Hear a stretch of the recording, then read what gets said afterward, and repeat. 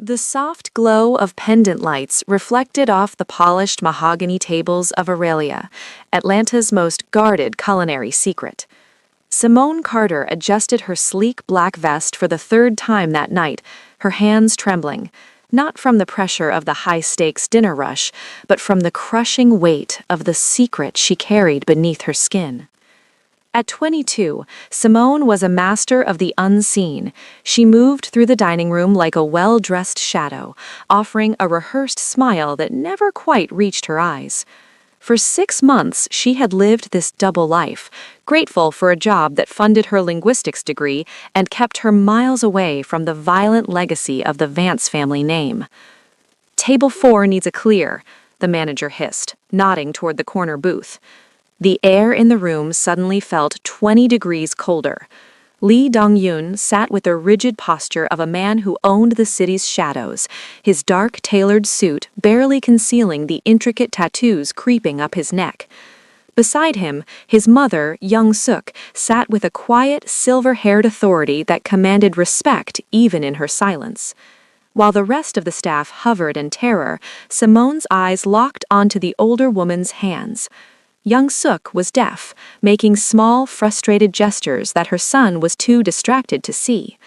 Ignoring every instinct to remain invisible, Simone set her tray aside and stepped into the dragon's lair. Her hands rose, moving with a fluid, practiced grace that only a true scholar of language could possess. "The tea is too hot, isn't it, Madame?" she signed in a rare regional Korean dialect. The restaurant fell into a deafening silence. Lee Dong-yun froze, his sharp gaze snapping up to fix on the waitress with an intensity that made Simone's breath hitch. She had just broken her first rule of survival: never let them see who you really are.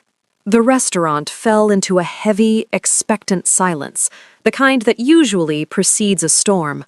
Simone stood frozen, her fingers still shaped in the final character of the sentence she had just signed. She could feel the heat rising in her neck, a stark contrast to the icy professionalism she had maintained for months. Young Suk's eyes were wide with a mixture of shock and profound relief. She reached out, her aged fingers trembling as she tapped Simone's hand in a gesture of acknowledgement that felt like a brand. Behind her, Lee Dong-hyun didn't move, yet his presence seemed to expand, filling the small pocket of space between them. "Where did you learn to sign like that?" he asked. His voice was a low, melodic baritone, but it carried the serrated edge of a man used to being obeyed without question. Simone forced herself to lower her hands slowly, tucking them behind her back to hide the tremor that had returned with a vengeance. "I grew up with a friend who was deaf, sir," she lied, her voice steady despite the hammering of her heart. "It's just a skill I kept up." She tried to offer a polite, distant smile, the ghost smile that had served her so well. But Dong-hyun rose from his seat. He was taller than he looked while sitting, a predatory grace in his movements that made the air feel thin. He stepped closer, close enough that she could smell the faint, expensive scent of sandalwood and old money. His dark eyes, sharp as obsidian, scanned her face with a terrifying level of detail. "A friend," he repeated, the words trailing off into a hum of disbelief.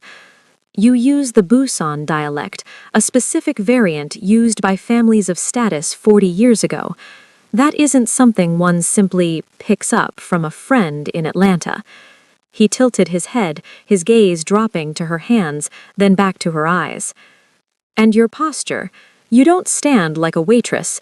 You stand like someone who is used to being looked at, but terrified of being seen." Simone felt the walls of her sanctuary beginning to crumble. She shifted her weight, a subtle movement, but his eyes tracked it instantly.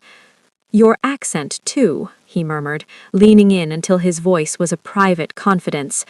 "There's a softness to your vowels. Savannah? Or perhaps further south?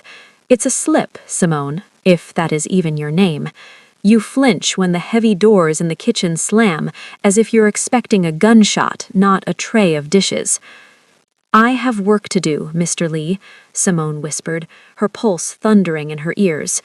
She turned to retreat, but his hand shot out, not grabbing but resting firmly on the table edge, effectively blocking her path. "I don't like mysteries in my peripheral vision," Dong Hyun said, his tone dropping into something more dangerous than curiosity. "Especially not when they come dressed in a uniform and speak the private language of my mother. Who are you really, and why are you hiding in the light of this restaurant?" The intensity in his gaze was a challenge, a silent demand for the truth she had spent 2 years running from. Simone looked into the eyes of the dragon and realized for the first time that her invisibility hadn't been a shield, it had been a countdown. The silence at the table was no longer empty. It was heavy with the weight of things unsaid. Simone felt the eyes of the other diners, the elite, the wealthy, the blissfully ignorant, as a blurred backdrop to the piercing focus of Lee Dong-hyun. He didn't wait for her to break. He simply reached into the inner pocket of his tailored jacket and produced a thin, sleek tablet. With a flick of his thumb, he turned the screen toward her. The image was grainy, a security feed from a rain-slicked street in Savannah 2 years ago. It showed a woman who looked exactly like Simone, though her hair was longer and her expression was one of raw, jagged terror, rather than the polished mask she wore now. She was climbing into a bus, leaving behind a sprawling estate that the local news had dubbed the Vance Fortress. "Simone Vance," Dong Hyun said, his voice dropping to a whisper that felt like a physical touch. "The daughter of Elijah Vance, the man who holds the keys to every shipping container and back alley deal on the East Coast. The girl who went missing in the middle of a blood feud, leaving her father to assume she was either dead or taken by his enemies." Simone's knees felt weak, and she reached out to steady herself against the mahogany table. The name Vance sounded like a gunshot in the quiet elegance of the restaurant. It was a name associated with iron-fisted rule and a syndicate that had been at war with families like the Lees for generations. "I am Simone Carter now," she whispered, her voice cracking for the first time. "I don't have a father. I have a tuition bill and a history exam on Monday. That life is gone." Dong Hyun's expression didn't soften, but a flicker of something, perhaps recognition of a shared burden, passed through his eyes. "You can change your name, and you can change your hair, but you cannot change the blood in your veins," he said, leaning back as he watched her reaction. "You ran away to save yourself, to find a normal life. But while you were practicing your art of invisibility here in Atlanta, the world you left behind didn't stop turning." He leaned forward again, his tattooed neck tensing. "Your father is losing control, Simone.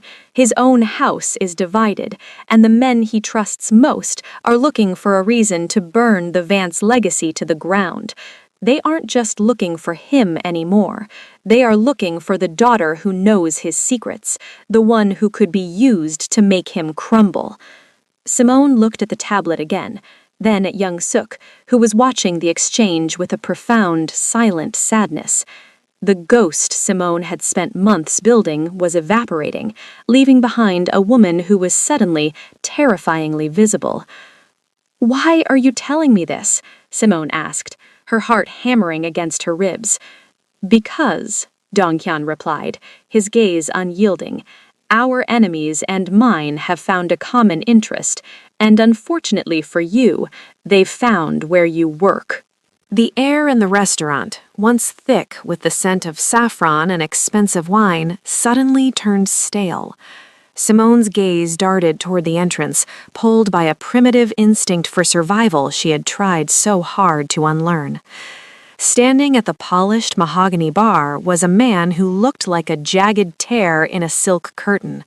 He was stocky, wearing a leather jacket that had seen too many nights in the rain, and a jagged scar cut through his eyebrow, pulling his eyelid into a permanent, mocking sneer. It was Marcus the Mallet Reed. He was her father's most clinical enforcer, the man sent when a message needed to be delivered in blood.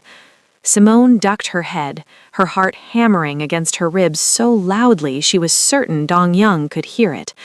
She tried to melt back into the shadows of the service station, but it was too late. Marcus wasn't looking for a drink. He was holding a photograph, showing it to the terrified bartender.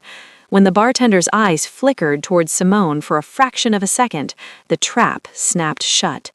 Marcus turned. His eyes, cold and empty as a winter's grave, locked onto hers.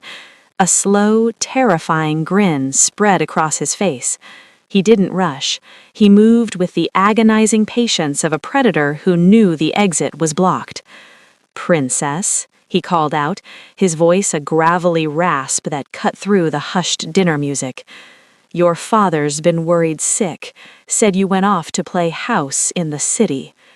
The diners at the nearby tables began to murmur, their faces pale as they realized the violence simmering just feet away. Simone felt the familiar paralysis of her childhood, the feeling of being a pawn in a game she never asked to play. She looked at Dong-young, her eyes wide with a silent plea. Dong-young didn't flinch. He remained seated, his expression unreadable, but his hand moved subtly beneath the table. The restrained power she had sensed earlier was now a coiled spring. "You're making a scene, Marcus," Simone whispered, her voice trembling. "I don't belong to him anymore. I left that life." "No one ever truly leaves, Simone," countered Marcus, echoing the very words Dong-young had spoken moments before. He stepped closer, reaching for the heavy brass rail of the bar. "The Vance family doesn't lose assets, and right now you're the most valuable asset your father has left to trade." As Marcus took another step, the heavy double doors of the kitchen swung open, and two of Dong-young's men stepped out, their hands hidden inside their jackets. The restaurant had become a chessboard, and Simone was caught in the center of a killing floor. Her carefully constructed life as a ghost was gone. The shadows had finally caught up to her, and they were thirsty. The dining room erupted into a symphony of crashing glass and overturned chairs as diners scrambled away from the brewing storm. Marcus Reed took a heavy step forward, his eyes fixed on Simone with a terrifying singular focus. But before he could reach the table, Dong-hyun moved. With a speed that betrayed his calm exterior, he caught Simone's wrist and pulled her behind the bulkhead of his chair. "Not tonight, Marcus," Dong-hyun said, his voice dropping to a dangerous low vibration that cut through the chaos. Two of Dong-hyun's associates stepped into Marcus's path, their hands resting meaningfully under their lapels. The standoff was a taut wire, ready to snap. Dong-hyun leaned in close to Simone, his breath warm against her ear. "The front is burned. If you go out those doors, you're a prisoner or a corpse by midnight." He didn't wait for her to agree. He steered her toward the back of the restaurant, his grip firm and grounding. They bypassed the panicked waitstaff and dove into the silver and steel heat of the kitchen. "There's a service corridor," Dong-hyun explained, his voice a steady anchor in the sea of her rising panic. He kicked open a nondescript gray door near the industrial walk-in freezer. It led to a narrow, dimly lit hallway that smelled of damp concrete and old brick, a secret vein running through the heart of the city's architecture. Simone's breath came in jagged gasps as they ran. The elegant life she had fought to build, the linguistics exams, the quiet apartment, the hard-won anonymity, was dissolving with every footfall on the cold floor. "My things! My roommate!" she whispered, her mind racing toward the normal life she was leaving behind. "Your roommate will be told you had a family emergency. Your classes will wait, but only if you stay alive long enough to attend them." They reached a heavy iron door at the end of the passage. Dong-hyun pushed it open, and the humid Atlanta night air hit Simone like a physical weight. A black SUV idled in the shadows of the alley, its headlights dark. A driver named Carlo stood by the rear door, his face a mask of professional stillness. Dong-hyun turned to her, the flickering street lamp catching the sharp line of his jaw and the dark ink on his neck. He slid a sleek, untraceable phone into her hand. "Go. He'll take you to the lakeside safe house. My mother is already on her way." "Why?" Simone asked, looking at the man who was her family's sworn enemy. "Why risk a war for me?" Dong-hyun's expression softened almost imperceptibly. He said, "Because you saw my mother when no one else would, and in this world, kindness is the only thing worth starting a war over." He shut the door, and as the SUV pulled away into the darkness, Simone felt the ghost of her old life vanish in the rearview mirror. The lakeside cabin was a pocket of impossible silence, tucked away where the humid Georgia pines met the glass-like surface of the water. It was a place where the air didn't taste of exhaust and adrenaline, but of cedar and rain. For 3 days, the safe house had been Simone's world, a sanctuary that felt more like a dream than the reality she had left behind in the flickering lights of the restaurant. Inside, the rustic kitchen was filled with the rhythmic clink of porcelain. Simone sat across from Mrs. Lee, who moved with a grace that seemed to defy the chaos currently consuming the city. The older woman placed a steaming cup of barley tea in front of Simone, her kind eyes reading the exhaustion etched into Simone's face. Without a word, young Suk's hands began to move, signing with a slow, deliberate clarity that felt like a bridge over a chasm. "My son does not bring ghosts here," young Suk signed, her expression softening into a knowing smile. "He only brings those who he hopes will find their soul again." Simone watched the elegant dance of her fingers, feeling a lump form in her throat. "He risked a lot for me," Simone signed, her movements fluid but heavy with guilt. "My father's men don't forgive. I've brought danger to your doorstep." Young Suk shook her head, her silver hair catching the morning light. She began to tell a story of a younger Dong-hyun, a boy who had been groomed for cruelty by a father who saw mercy as a fatal flaw.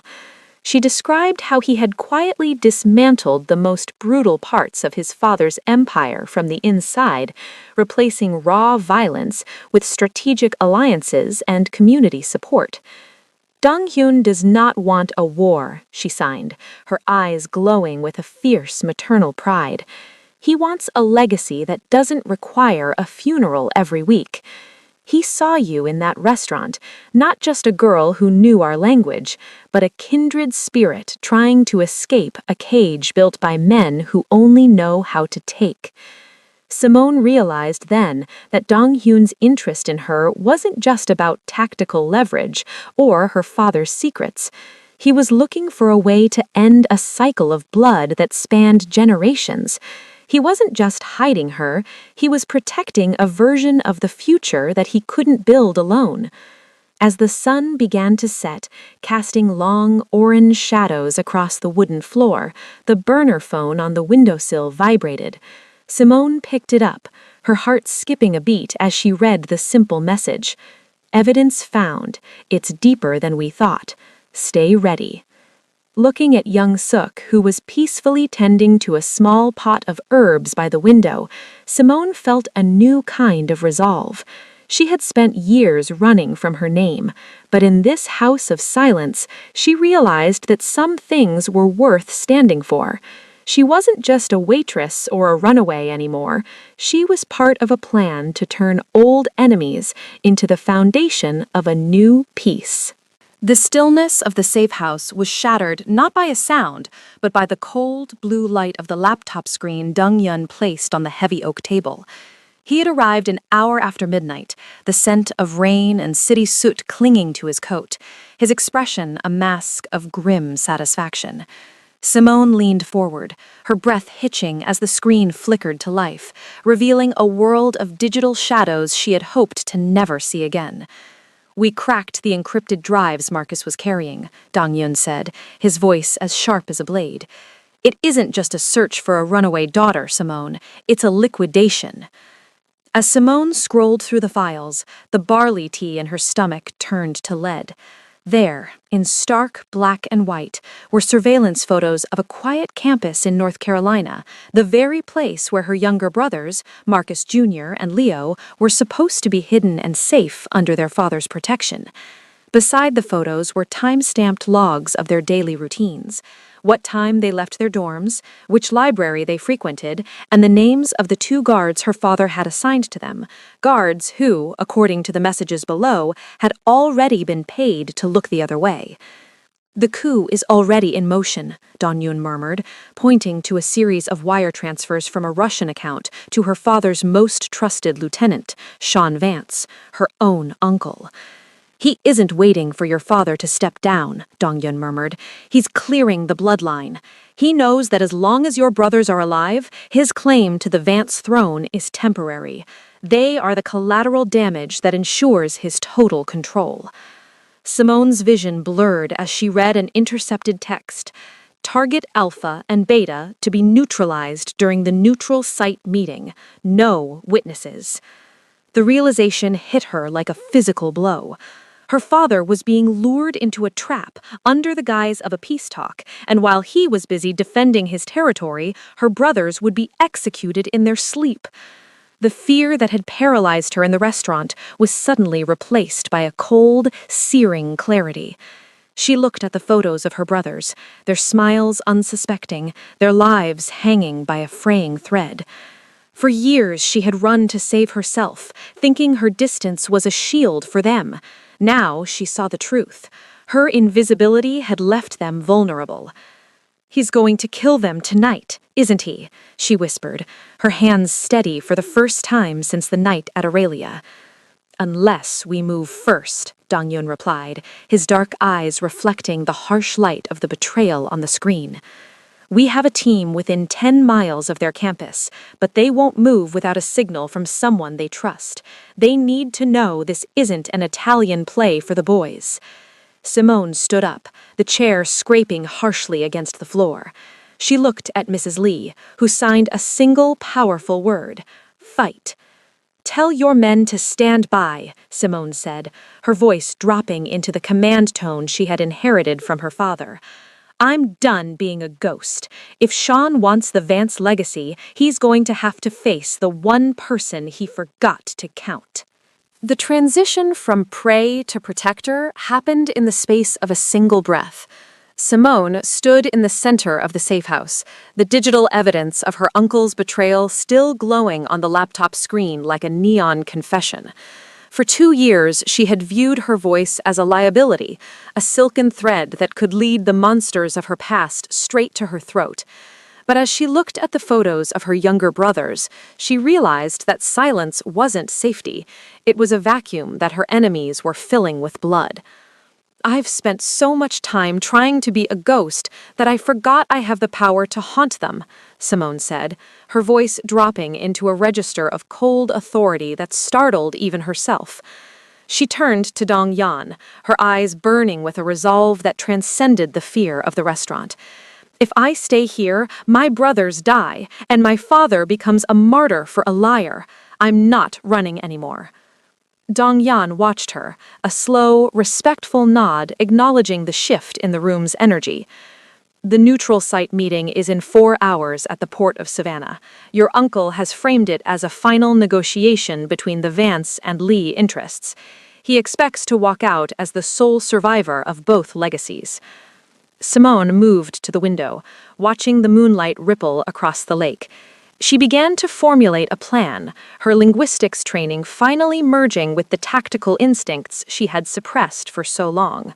She knew the dialects of the docks, the private codes the enforcers used, and the hidden architectural quirks of her father's territory. She wasn't just a waitress. She was the only person who could move between these 2 warring worlds undetected. "I can get inside," she said, turning back to the table. "I know the service tunnels under the shipping offices.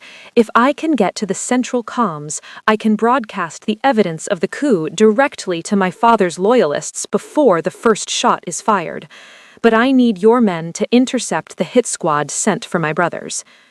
Dong-yan stepped forward, his hand coming to rest briefly on her shoulder, in gesture of alliance that felt like the forging of a new world. My team is already moving to the campus. They will be protected, Simone. But the docks will be a hornet's nest. Once you step out of the shadows, there is no going back to the life of a quiet waitress. Simone looked at Mrs. Lee, who was watching from the doorway. The older woman raised her hands and signed a final blessing. The truth is a flame. It may burn, but it lights the way home. Simone took a deep breath, the air in the cabin no longer feeling like a sanctuary, but like the calm before a righteous storm. She reached for her jacket, shedding the last remnants of her ghost persona. She was no longer Simone Carter, the student hiding from her shadow. She was Simone Vance, and she was going back to claim her voice. The port of Savannah was a labyrinth of towering steel containers and thick, salty fog that swallowed the sound of the Atlantic. Simone moved through the shadows of Warehouse 14, not as a victim, but as a ghost reclaiming its haunting grounds. She wore a dark utility jacket, her hair tucked tightly under a cap, her movements echoing the silent grace she had practiced in the aisles of Aurelia. She navigated the rusted service tunnels with a scholar's memory, emerging onto a narrow catwalk draped in darkness. Below her, the stage was set for a massacre. Her father, Elijah Vance, sat at a heavy iron table, looking older and more tired than she remembered. Opposite him sat her Uncle Sean, his face twisted into a mask of false concern. Between them lay a bottle of vintage whiskey, the traditional seal for a peace offering. "To the future of the Vance legacy," Sean toasted, his voice echoing through the hollow warehouse.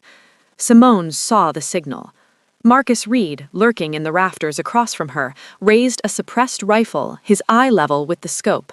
He wasn't aiming at her father. He was waiting for the whiskey to hit Elijah's lips before clearing the room of witnesses. Simone didn't scream, she acted. She reached the central comms hub bolted to the catwalk railing and jammed Dong-yun's modified drive into the port. "Look at the screens, Dad!" Her voice rang out, amplified by the warehouse's industrial speakers, vibrating with a power that stopped Elijah's hand mid-air. Suddenly, the massive monitors used for cargo tracking flickered to life, displaying the intercepted messages, the wire transfers, and the horrifying photos of the hit squad outside her brother's dorms. The silence that followed was deafening. "Simone," Elijah whispered, his eyes searching the shadows. Sean's face turned a sickly shade of gray. "It's a lie, a fabrication by the Lees." "The Lees saved your nephews tonight, Sean," Simone shouted, stepping into the edge of the industrial floodlights, her silhouette tall and unyielding. "While you were selling our blood to the Russians." Marcus Reed pulled the trigger, but Simone had already anticipated the move. She dived behind a steel pillar as the bullet sparked off the railing. In that heartbeat of chaos, the warehouse doors thundered open. Dong-yun's men swarmed in from the north, while Elijah's loyalists, seeing the proof of betrayal on the screens, turned their weapons on Sean's inner circle. The assassination attempt dissolved into a frantic scramble for survival. Sean tried to bolt for the rear exit, but he was met by the cold, dark barrel of Dong-yun's pistol. Simone watched from above as the man who had tried to erase her family was forced to his knees. The war that was supposed to burn the city had been snuffed out by a single voice, the voice of a girl who had finally stopped being quiet. The dust in the warehouse settled as the first light of dawn filtered through the high, grime-streaked windows, turning the swirling fog into a soft, golden haze. The silence that followed the chaos was not the empty, fearful quiet Simone had lived in for years, but a heavy, transformative peace. Her father, Elijah, stood among his most loyal men, his gaze fixed on the daughter he had mourned as a ghost. He didn't see a runaway anymore. He saw the woman who had saved his legacy and his sons. Dong-hyun stepped toward the center of the room, his movements no longer predatory, but measured and respectful. He stopped before Elijah, not reaching for a weapon, but offering his hand in a gesture that would have been unthinkable 24 hours ago. "The blood that was supposed to be spilled tonight belonged to your brothers and mine," Dong-hyun said, his voice echoing with a new authority. "Instead, we find ourselves standing because of the courage of one woman who refused to let our histories define our future. The war ends here, Elijah, not because we are weak, but because we are stronger as allies." Elijah looked at his daughter, then at the man who had protected her, and slowly took the hand. It was a historic bridge between two worlds, the Black and Korean syndicates finally finding a common ground built on the survival of their children. Months later, the humid heat of the Atlanta afternoon felt different to Simone. She stood on the balcony of a new lakeside home. The linguistics textbooks on the table beside her no longer felt like a hiding place, but a promise. The Vance and Lee families were no longer names whispered in fear, but pillars of a community-focused coalition that Mrs. Lee had championed from the start. Simone felt a presence behind her and didn't flinch. She knew the scent of sandalwood and the weight of that specific, restrained power. Dong-hyun joined her at the railing, his dark eyes reflecting the calm water. No more running, his hands moving with the easy familiarity they had cultivated in the quiet hours of the safe house. Simone smiled, a real smile that reached her eyes and stayed there. "No more running," she signed back. "I finally like the sound of my own voice." As the sun dipped below the tree line, Simone realized that she had found something better than invisibility. She had found a life where she could be exactly who she was: a daughter, a sister, a scholar, and a partner. The shy waitress was gone, replaced by a woman who had used the power of language to silence a war and find a home in the arms of the man who had seen her all along. In a world of shadows, sometimes a single voice is all it takes to change everything. Thank you for walking this journey with Simone and Dong-hyun. If this story moved you, let me know in the comments. I'd love to know where in the world you're watching from tonight. To see more stories of hidden lives and unlikely alliances, make sure to like, subscribe, and hit the bell. Your support is the heartbeat of this channel and allows me to keep bringing these worlds to life.